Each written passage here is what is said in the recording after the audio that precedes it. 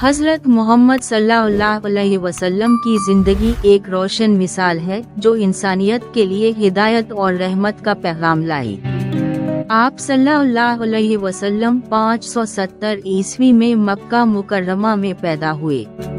آپ کے والد عبداللہ اور والدہ آمنہ تھیں۔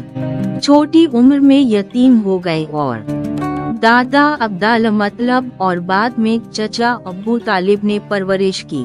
نوجوانی میں آپ صلی اللہ علیہ وسلم صادق اور امین کے لقب سے مشہور تھے کیونکہ آپ دیانتداری، سچائی اور بہترین اخلاق کے حامل تھے۔ 25 سال کی عمر میں آپ نے حضرت خیدال جیمہ سے شادی کی۔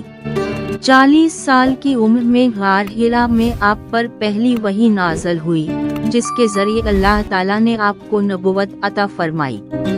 آپ صلی اللہ علیہ وسلم نے لوگوں کو توحید، عدل اور اخلاقی اصولوں کی دعوت دی۔ مکہ کے قریش نے آپ کی مخالفت کی، لیکن آپ صبر اور استقامت کے ساتھ اپنے مشن کو جاری رکھے رہے۔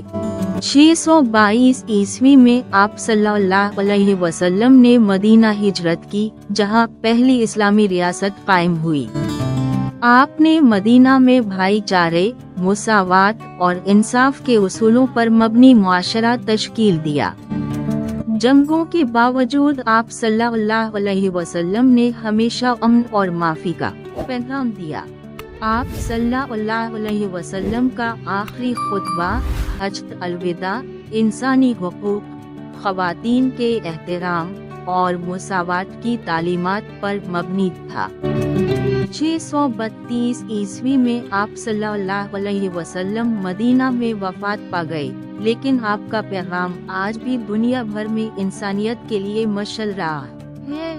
آپ صلی اللہ علیہ وسلم کی زندگی قرآن کی عملی تشریح ہے جو ہمیں محبت، رحمت اور انسانیت کی خدمت کا درس دیتی ہے۔